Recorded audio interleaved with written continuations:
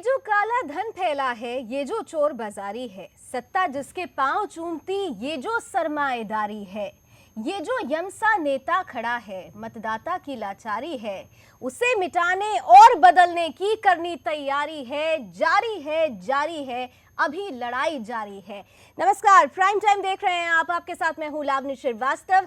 दरअसल सर्वेश्वर दयाल सक्सेना की ये पंक्तियां इस टाइम पर, इस समय में प्रधानमंत्री नरेंद्र मोदी के मूड को बिल्कुल परिलक्षित करती हैं। आपने खुद देखा कि 500 और 1000 के नोट बंद करने के बाद काले धन कुबेरों में बौखलाहट है, हड़बड़ाहट है, और अब इस सर्जिकल स्ट्राइक का दूसरा फेज प्रधानमंत्री नरेंद्र मोदी ने हिट कर दिया है, और इस बार बारी है बेनाम संपत्ति धारकों की। दरअसल प्रधानमंत्री नरेंद्र मोदी ने, सरकार ने बाकायदा इसके लिए 200 दल गठित किए हैं, और सीधे तौर पर अब हाईवे के पास की जमीनों की और साथ ही साथ पॉश इलाके में खरीदे गए प्लॉट्स की जांच हो रही है। और अगर कोई भी शख्स, कोई भी आदमी, कोई भी व्यक्ति इसमें दोषी पाया जाता है तो भाई उसके लिए खतरे की घंटी है, उसके खिलाफ कड़ी से कड़ी कार्रवाई होगी।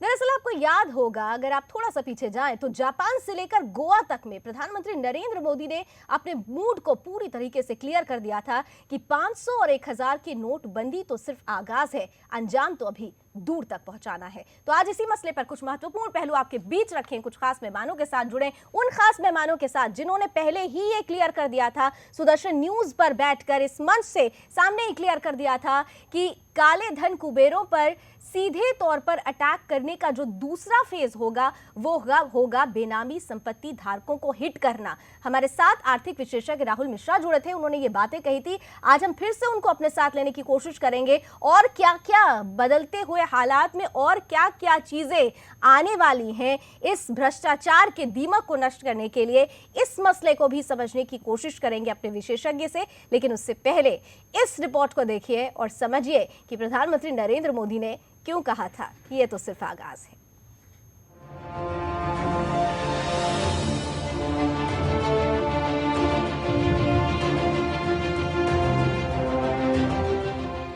अगर आप बीमार हैं और अच्छी सेहत चाहते हैं तो क्या करेंगे? जवाब सीधा है, पहले अपने तन मन को ठीक करेंगे। जरूरत दवाई की है तो वो लेंगे, व्यायाम की है तो वो करेंगे। या फिर आप पहले ही दुनिया को गाली देने लग जाएंगे कि उसकी वजह से आप बीमार पड़ गए। अगर आप सफाई अभियान पर निकले हैं तो शुरुआत अपने घर से करनी पड़ेगी। तब आप पड़ोसी को साफ रहने का आह्वान कर सकते हैं, या क्या खुद गंदगी फैलाकर आप दूसरों पर सवाल खड़ा कर सकते हैं? हरगिज नहीं। विकसित और खुशहाल भारत के लिए अगर केंद्र सरकार अपने देश से ही अभियान शुरू कर रही है तो क्या ये गलत है? जो लोग सवाल उठाते हैं कि नरेंद्र मोदी विदेशों से काला धन वापस क्यों नहीं ले आते हैं, तो क्या हम अपने देश के भ्रष्टाचारियों को माफ कर दूसरे देशों को कटघरे में खड़ा कर सकते हैं?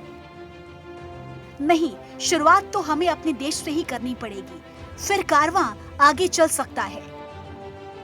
तो 1000 और 500 के नोट को बंद कर काले धन के खिलाफ अब नरेंद्र मोदी अपनी अगली चाल चलने जा रही है, और ये चाल है पूरे देश में कुकुरमुत्ते की तरह फैली अरबों की बेनामी संपत्ति को बेनकाब और जब्त करने की। दरअसल भ्रष्टाचार से की गई मोटी कमाई को लोग सरेआम तो नहीं कर सकते हैं, लिहाजा वो पढ़े लिखे काले खचाची क्लर्कों यानी काले धन को ठिकाने लगाने वाले चार्टर्ड अकाउंटेंट की मदद करते हैं, और अपनी काली कमाई को घुमा फिरा कर प्रॉपर्टी में इन्वेस्ट कर देते हैं, जिसे मोटे तौर पर कहते हैं बेनामी संपत्ति। लंबे वक्त से ऐसी संपत्तियों की फॉरेंसिक अकाउंटिंग की मांग उठती रही है, यानी ऐसी जांच जो सब कुछ साफ कर दे। लेकिन इतिहास की सरकारों में कार्रवाई की बजाय ये काला धंधा बढ़ता ही गया। लेकिन अब हालात करवट ले रहे हैं। इसी बेनामी संपत्ति पर कार्रवाई के तहत देश के सभी अहम शहरों के हाईवे के पास की जमीनों की जांच शुरू कर दी गई है। इसके अलावा देश के वीआईपी इलाकों में मौजूद जायदादों की जांच भी की जा रही है। बड़े औद्योगिक प्लांटों और कमर्शियल फ्लैटों, दुकानों की भी जांच की जा रही है। जांच एजेंसियां ये पता लगा रही हैं कि अरबों रुपए के ये बंगले, दुकानें, प्लॉट और दूसरी संपत्तियां किसके नाम हैं। जांच के दौरान पता चला है कि लुटियन जोन तक में भी कुछ बंगलों का वास्तविक मालिक कोई और है और कागजात में किसी दूसरे का नाम है। आपको हैरानी होगी, इस वीआईपी इलाके में एक बंगला तो ऐसा निकला है जो जांच बंद करवाने के मकसद से एक सीएम के नाम से खरीदा गया। जांच का दायरा सिर्फ दिल्ली मुंबई तक नहीं है, सरकार ने तमाम विभागों से सरकारी जमीनों का भी ब्यौरा मांगा है। इसके तहत पता लगाया जा रहा है कि कहां-कहां अवैध कब्जे हैं। आयकर विभाग और दूसरे डिपार्टमेंट की मदद से सभी प्रॉपर्टीज का वेरिफिकेशन किया जा रहा है। 200 से ज्यादा टीमें इन जगहों की इन्वेस्टिगेशन कर रही हैं। जानकारी जमा होने के बाद कार्रवाई का हंटर भी चलेगा। बेनामी संपत्ति के पीछे जो भी काला चेहरा निकलेगा, मोदी सरकार उस पर बेनामी ट्रांजैक्शन एक्ट 2016 के तहत कार्रवाई करेगी। ये एक्ट 1 नवंबर से ही लागू किया गया है। लिहाजा जमीन माफिया और करोड़ों अरबों की जमीनों के नाजायज मालिक अब 7 साल की सजा और संपत्ति जब्त होने का इंतजार तेज धड़कते दिल के साथ कर रहे हैं। सुनील ढनकर, सुदर्शन न्यूज।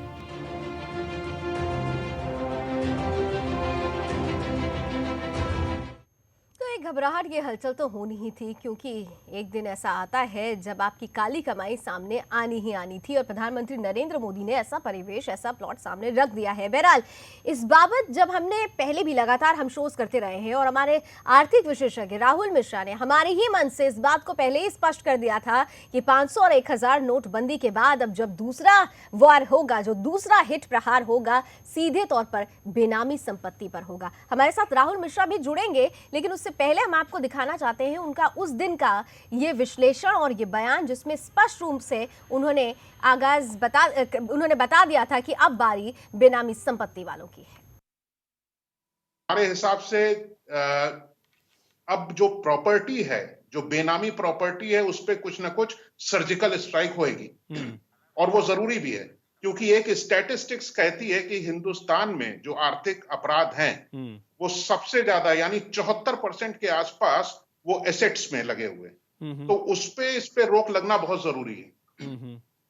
और मैं आपको बता दूं, क्योंकि ये मामलात ऐसे हैं जो अभी अभी लोगों ने इकोनॉमिक क्राइम या आर्थिक अपराध जो आप कह रहे हो, एक स्टैटिस्टिक्स ने और कहा है कि 31% लोग पिछले 2 सालों से जाने हैं कि इकोनॉमिक क्राइम होता क्या है। ये हम नहीं, ये स्टैटिस्टिक्स कह रहे हैं। तो हिंदुस्तान में देखिए जो कल्चर थ्रू आउट रहा है इन्वेस्टमेंट्स का, इस ढंग का, या बल्कि काले धन के लोगों का, वो एसेट्स का रहा है, बेनामी प्रॉपर्टियों का रहा है, और गोल्ड उनके लिए बड़ा फेवरेबल रहा है। तो ये कड़क फैसले अब आने वाले समय में 2 चीजों पे होंगे, एक तो बेनामी संपत्ति और गोल्ड। अभी इधर हाल ही में हमने देखा था कि कई लोग गोल्ड में पैसा लगा रहे थे, लेकिन ऐसा नहीं, आने वाला जो समय है वो उस पे भी कहीं ना कहीं पे कंट्रोल आएगा। तो 2 कड़े फैसले इसी 2 पॉइंटों पर होंगे। देखिए, सबसे पहले वो सारी लिस्ट सरकार के पास है जो मेजर डिफॉल्टर्स रहे हैं बैंकों के, जिनके कारण, जिसको हम लोग अंग्रेजी में स्ट्रेस्ड एसेट्स कहते हैं, जिसके कारण इकोनॉमी में बहुत ज्यादा नुकसान हुआ। तो ये तो हमारे प्रधानमंत्री जी ने ये समस्या का सलूशन निकालना शुरू कर दिया, बहुत ज्यादा डिपॉजिट्स बैंक के पास आ गया है। नंबर 2, स्विस बैंक अब एक आम भाषा में इस्तेमाल होने लगा है। तो सरकार हो सकता है आने वाले समय में जो भी वहां पे अकाउंट होल्डर हैं उनका भी पैसा वापस लेने की प्रक्रिया शुरू कर दे।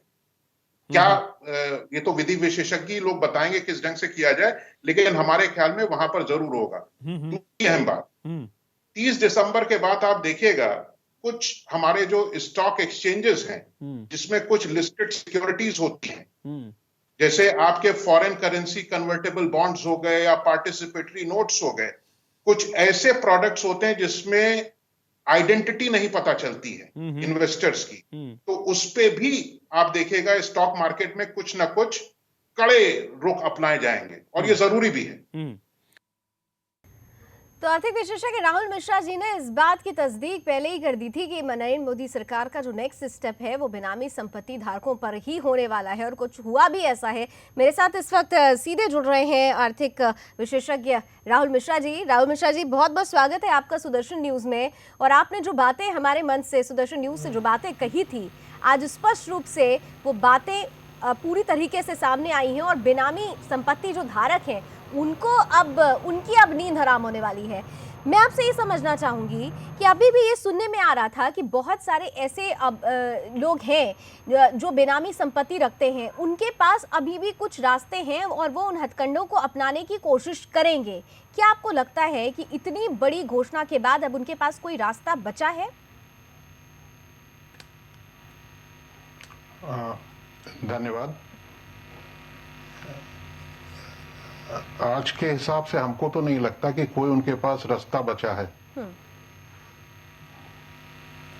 किस? दो चीजें मैं बताना चाहूंगा कि अपने जो देश में है economic crime detection and control, ये दोनों ही चीजें ऐसी हैं कि हमारे यहाँ जो आर्थिक अपराध हो रहे हैं और उस पर कंट्रोल लगना बहुत जरूरी है।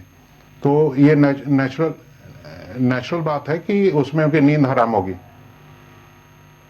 निश्चित रूप से राहुल जी, यहाँ पर अब जब जिस तरीके से बेनामी संपत्ति धारकों की अब जांच की बात कही जा रही है, एक बड़ा सवाल है कि क्या ये बेनामी संपत्ति धारक जो बेनामी संपत्ति खरीदी गई है, क्या ये ज्यादातर मेट्रो सिटीज की ही बात समझी जाए या फिर दूर दराज के क्षेत्र भी इसमें आ जाएंगे? देखिए, इसमें एक बड़ी अजीब बात बताता हूँ। मेट्रोज ही नहीं बल्कि इसके अलावा जो दूर दराज के एरिया हैं, कई चीजें ऐसे उसमें बहुत सारी प्रॉपर्टीज ऐसी बनी जो बेनामी है। जी राहुल जी, रिबाउंड मुझे लगता है कि शायद राहुल जी की को आवाज की थोड़ी सी दिक्कत हो रही है। बहरहाल हम राहुल मिश्रा जी के पास दोबारा फिर चलेंगे। उससे पहले चलिए अब आपको सुना देते हैं कि प्रधानमंत्री नरेंद्र मोदी ने किस तरीके से जापान से लेकर गोवा तक इस बात का पूरी तरीके से शंखनाद कर दिया था कि 500 और 1000 की नोट बंद कर देना ही केवल काले धन, कुबेरों और भ्रष्टाचार पर रोक नहीं है। ये तो सिर्फ पहला स्टेप है, अभी दूसरे, तीसरे, चौथे बहुत सारे स्टेप्स बाकी हैं, क्योंकि भारत को स्वच्छ भारत बनाना है। क्या कहा था उन्होंने, एक बार फिर से रिकॉल करते हैं। और जो लोग 30 दिसंबर तक उनके पास समय है, और 30 दिसंबर तक कोई तकलीफ के बिना सारा कारोबार, जल्दबाजी करेंगे तो थोड़ी तकलीफ हो सकती है, लेकिन 30 दिसंबर तक कोई मुश्किल नहीं होगा। 125 करोड़ देशवासियों का उनके हक की चीजें मिल जाएगी। लेकिन कुछ लोग सोचते होंगे कि 30 दिसंबर के बाद, तो मैं आज फिर से यहां ऐलान करना चाहूंगा कि ये स्कीम पूरी होने के बाद दूसरा कुछ आपको ठिकाने लगाने के लिए नहीं आएगा, इसकी गारंटी नहीं है। इस बात को स्पष्ट मानता हूं। बिना हिसाब का अगर कुछ आया हाथ, तो उसका देश आजाद हुआ तब से आज तक का हिसाब चेक करने वाला हूं।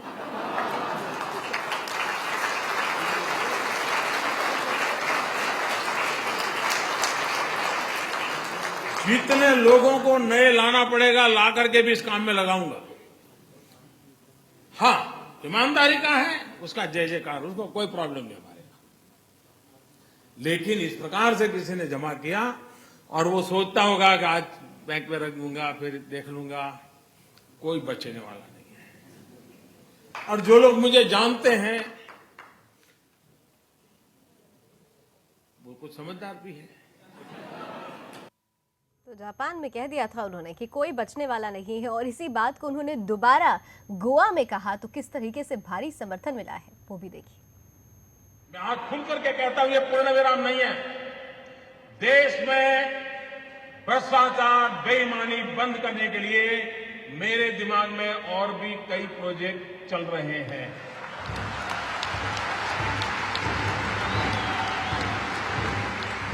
ये आने वाले हैं, ये ईमानदार लोगों के लिए मैं कर रहा हूं जी, देश के गरीब लोगों के लिए कर रहा हूं, मेहनत करके जिंदगी गुजार रहे हैं, उनको अपना घर मिले, उनके बच्चों को अच्छी शिक्षा मिले, उनके घर में बुजुर्गों को अच्छी दवाई मिले, इसके लिए मैं कर रहा हूं।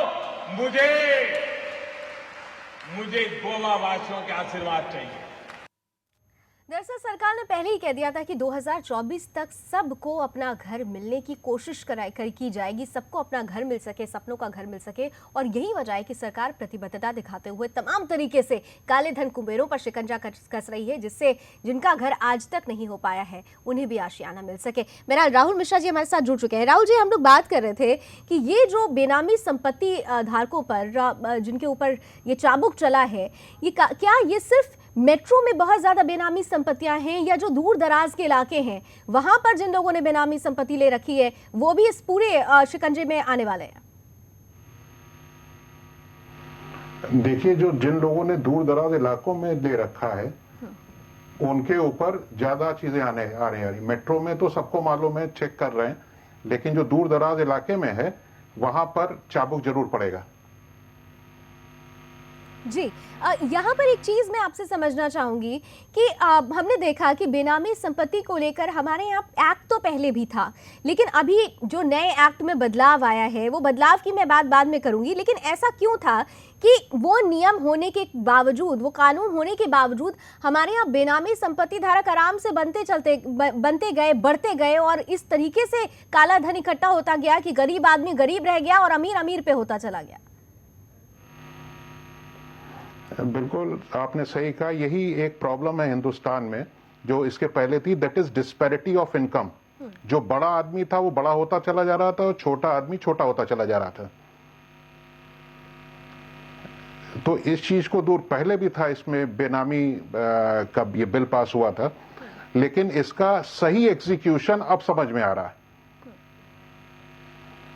इसमें 2-3 बिंदु और विचारणीय है कि जैसे उसमें लिखा हुआ है कि अगर कुछ प्रॉब्लम आई तो 7 साल की सजा होगी।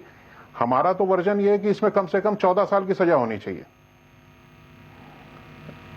और सेकंड चीज ये है कि 25% ऑफ द फेयर वैल्यू में जिसमें फाइन पड़ना है, तो 25% की जगह 50% हो जाना चाहिए, जिसमें और शिकंजा टाइप हो जी। क्योंकि जो लैंड हमारे डेवलपमेंट के लिए लगनी चाहिए थी, जो वाकई जरूरतमंद लोगों को मिलना चाहिए था, उनको ना मिलके धन जो स्पेशली जो भू माफिया हैं उनके पास जा रहा है।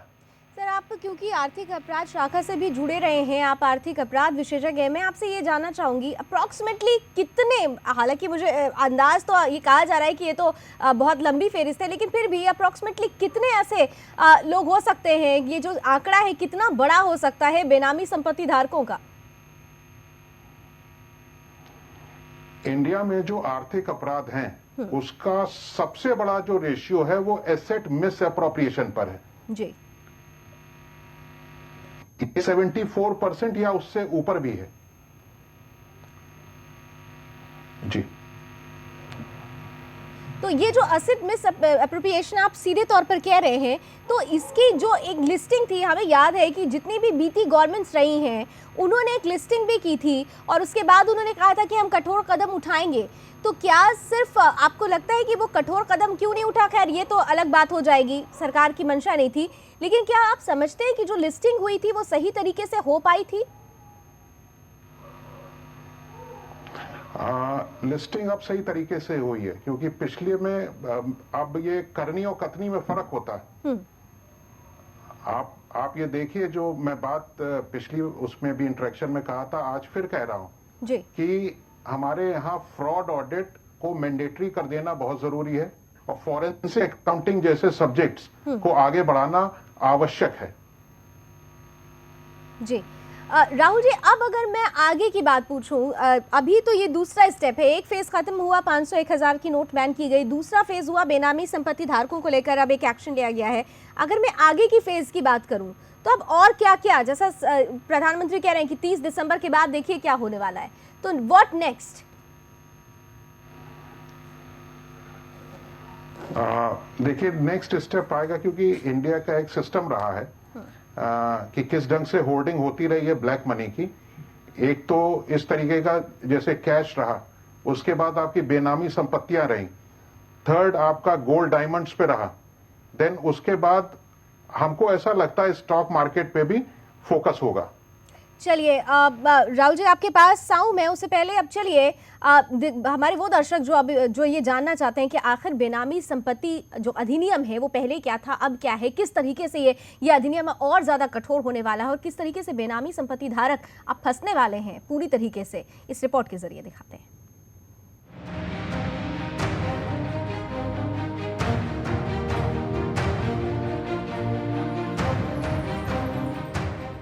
काले धन और भ्रष्टाचार के खिलाफ जारी जंग के बीच पीएम नरेंद्र मोदी ने ऐलान किया था कि उनका अगला निशाना बेनामी संपत्ति है। पीएम नरेंद्र मोदी ने कहा था कि बेनामी संपत्ति रखने वालों पर कार्रवाई करेंगे। रियल एस्टेट एक्सपर्ट के मुताबिक 1000 और 500 के नोट बंद होने के बाद जो अपना काला धन बेनामी प्रॉपर्टी में लगा रहे हैं, उनके लिए ये बेनामी एक्ट नुकसानदायक हो सकता है। बेनामी लेन देन पर रोक लगाने के लिए बेनामी प्रॉपर्टी ट्रांजैक्शन एक्ट 1988 लागू किया गया था, जिसमें बेनामी लेन देन करने पर 3 साल की जेल और जुर्माना या फिर दोनों का प्रावधान था। लेकिन नरेंद्र मोदी सरकार ने इसे नाकाफी मानते हुए बेनामी property transaction prohibition amendment act 2016 लागू किया है। इस नए एक्ट में सजा को और भी कठोर कर दिया गया है। बेनामी यानी ऐसी प्रॉपर्टी जिसे खरीदते वक्त लेन देन उस व्यक्ति के नाम पर नहीं होता जिसने इस प्रॉपर्टी की कीमत चुकाई है। मतलब प्रॉपर्टी का ट्रांजैक्शन किसी और नाम पर होता है और पैसे का भुगतान कोई और करता है। ऐसे में प्रॉपर्टी पत्नी, बच्चों या किसी रिश्तेदार के नाम पर खरीदी जाती है। इतना ही नहीं, कई लोग अपने नौकरों, दोस्तों के नाम पर भी ऐसी प्रॉपर्टी खरीदते हैं। ऐसी प्रॉपर्टी जिस व्यक्ति के नाम खरीदी जाती है उसे बेनामदार कहा जाता है।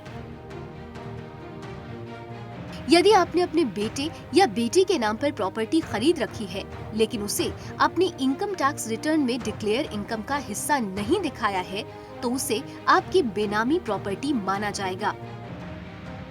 इतना ही नहीं, अगर आपके पास कोई ज्वाइंट प्रॉपर्टी है, मतलब एक प्रॉपर्टी जिसमें आपका नाम तो है ही लेकिन आपने इस खर्च का जिक्र अपने इनकम टैक्स रिटर्न में नहीं किया, तो उसे भी बेनामी ही मान लिया जाएगा।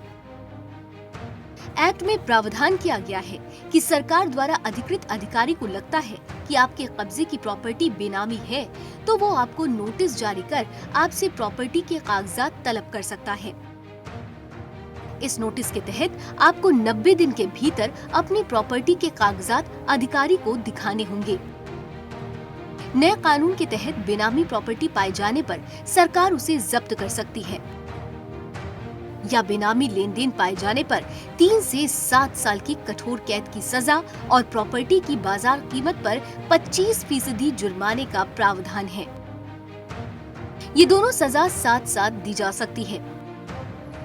जो लोग जानबूझकर गलत सूचना देते हैं, उन पर प्रॉपर्टी के बाजार मूल्य का 10% तक जुर्माना और 6 माह से लेकर 5 साल तक की जेल का प्रावधान है। जैसे कि ज्वाइंट प्रॉपर्टी में आपका नाम है और आपने जानबूझकर इसको डिक्लेयर नहीं किया, तो ये अपराध इस श्रेणी में आ सकता है। ये दोनों सजा साथ साथ दी जा सकती है। अगर आपने पत्नी, बच्चों या माता पिता के नाम प्रॉपर्टी खरीदी है और पेमेंट का भुगतान इनकम टैक्स के डिक्लेयर सोर्स के जरिए किया है, तो ऐसी प्रॉपर्टी बेनामी नहीं मानी जाती। इसी तरह भाई बहन, पत्नी और बच्चों के नाम पर खरीदी गई ज्वाइंट प्रॉपर्टी जो इनकम के डिक्लेयर सोर्स से खरीदी गई हो, बेनामी प्रॉपर्टी नहीं कहलाती है। ब्यूरो रिपोर्ट के साथ सुनील धनकर, सुदर्शन न्यूज। राहुल जी से एक बहुत खास सवाल करना चाहिए। राहुल जी, जिन लोगों ने विदेशों में बेनामी संपत्ति खरीद रखी है, क्या उनके लिए भी ये खतरे की घंटी है? बिल्कुल, उनके लिए भी एक खतरे की घंटी है जिन लोगों ने विदेशों में कर रखा है। इसमें 2 चीजें मैं बताना चाहूंगा। सबसे पहले, कानून ये अब आपको मालूम है और भी सख्त हो जाएगा, और एक छोटा सा सजेशन ये है कि जो पेनल्टी है उसको भी डबल कर देना चाहिए और इम्प्रिजनमेंट को भी डबल कर देना चाहिए।